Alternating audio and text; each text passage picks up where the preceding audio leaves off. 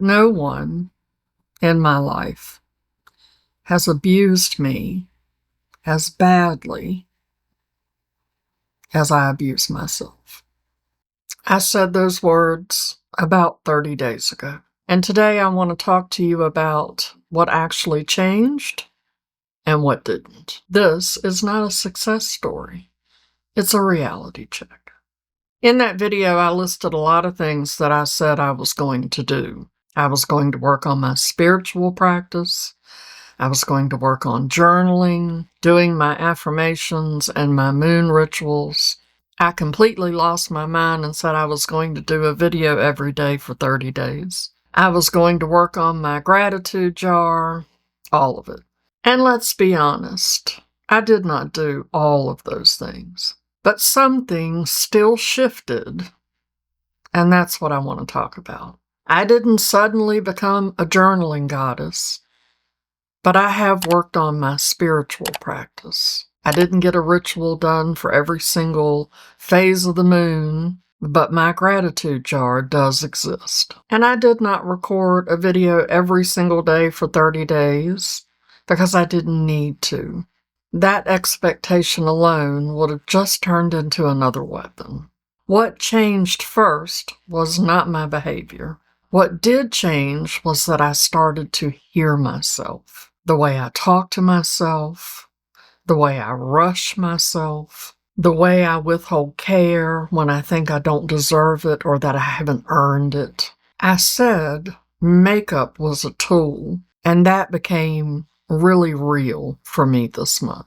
If I felt like I didn't deserve it, the makeup, that was my cue, not to punish myself, but to sit down and do it anyway. I didn't realize how much heaviness I was living under. Not just stuff, but expectations, guilt, noise, those types of things. I did a declutter, and letting go of some of that makeup was not about minimalism. It was all about breathing again. And the biggest change was this. I no longer feel inauthentic when I am speaking with you. When I did that video, I felt an enormous weight lift from my shoulders. Sometimes the magic is in the acknowledgement or the awareness of what is going on.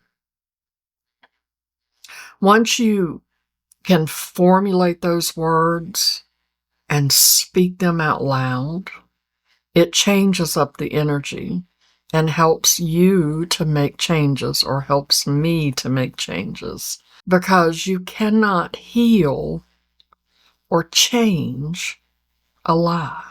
If you have not watched that video, I will put it here in the cards so that you can go check it out.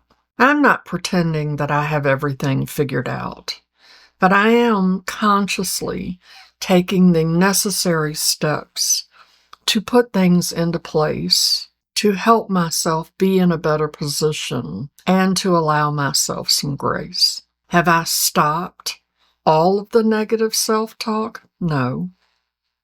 But I will say that I have stopped probably about 75% of it because it was really bad. Now, I am immediately aware when that negative self-talk starts to creep back in, and I have things in place to immediately make it go away. Because speaking negatively to yourself, how is that helping? What exactly is that going to change? I'm going to use today as an example. I wanted to sit down today and do this video. There were several other things on my to-do list today that I didn't get to. And they're pretty much silly things, like I was going to put a chuck roast in the crock pot and have it all ready and put it in the refrigerator so that in the morning I could just throw it in the crock pot before I leave to go to work. And before I sat down to do this video, I said to myself, you didn't get that done. You said you were going to do it. You didn't get it done. You do not deserve to sit down and do this video. Immediately recognizing that I was chastising myself. And for what? Did it change anything for me to chastise myself? Did it make any difference at all? Is it going to keep me from doing that again in the future? No, it's not. All I did was make myself feel bad. And for what reason? For what reason is it necessary for me to punish myself? I should be my own biggest cheerleader. There should be no one on the planet that loves me more than I love myself. So one of the things that I do when that negative self-talk rears its ugly head is I say cancel. It's a switch word. And maybe at some point in a video we'll go into what switch words are. But if you're interested in what a switch word is, you can Google it. All I have to do is say cancel, and it just dissipates. It goes away. And then I immediately say something nice to myself. Because, no, I did not put the chuck roast in the crock pot today. But what did I do today? I put the dishes away. I did my laundry and put that away. There were several things that I did today. And at the end of the day, do any of those things matter? Do they? In reality, is the world coming to an end because the chuck roast did not end up in the crock pot? I don't think so. Will I have time before I go to bed tonight to possibly put the chuck roast in the crock pot? Maybe. Maybe not. And if I don't, I can do it tomorrow. It's not the end of the world. Giving myself some grace and acknowledging the good things that have happened in my day, whether it's something that I did or just acknowledging something good or nice about myself, has really helped in stopping the self-abuse. Am I cured? Well, I don't think I need to be cured. What I did was I stopped treating myself as a problem that needed to be fixed. If you watched that video 30-some days ago and you saw any part of yourself in it, hear this. Change does not come from being harder on yourself. It comes when you interrupt the abuse long enough to be able to just breathe. I did not stop the abuse 100% completely, but I did take away its power to be in charge.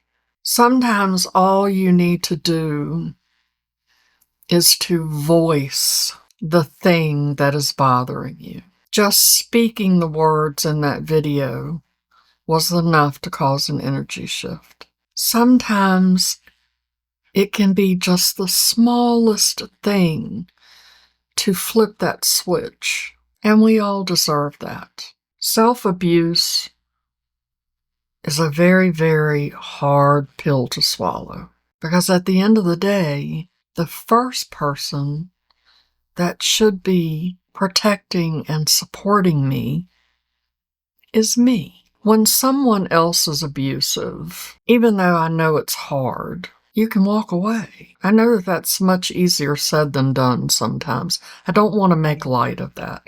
Not trying to make light of that at all. I'm not talking about situations where someone may be in a terribly physically abusive relationship.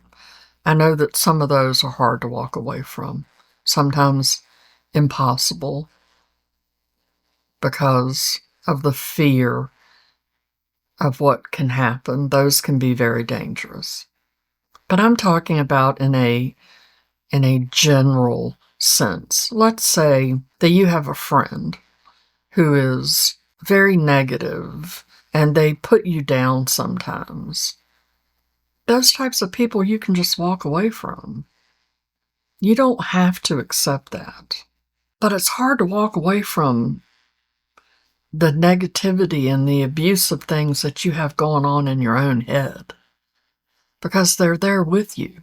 And sometimes those scripts are running in the background and you're not even conscious of them. So speaking about them, bringing awareness to them, acknowledging them, bringing them into the forefront of your conscious mind is enough sometimes to make them dissipate. And especially when we really get to that point where we're just tired of carrying that around. As I said in that video, it's on me, it's up to me to stand up and put a stop to it. And I'm so happy that I did that. Am I complete? No. But I am in such a better place today than I was a mere 30 days ago. And I want to thank you for offering me this very safe place to be able to voice those things. Because I'm not sure without making that video if I would be where I am now. That video really helped me to find the path to get to where I am now. So if you are struggling with self-negativity and self-abuse, I hope that this video in some way helps you to find a path to your better place.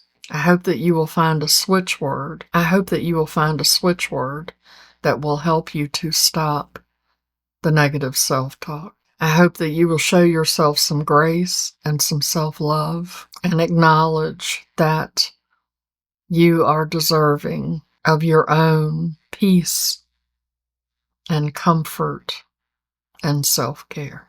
And I'd also like to remind you that we are all beautiful in our own unique and special ways. I hope that you will find something to be grateful for today. I'm sending you all much love, and I'll see you in my next video. Okay. Love you, bye.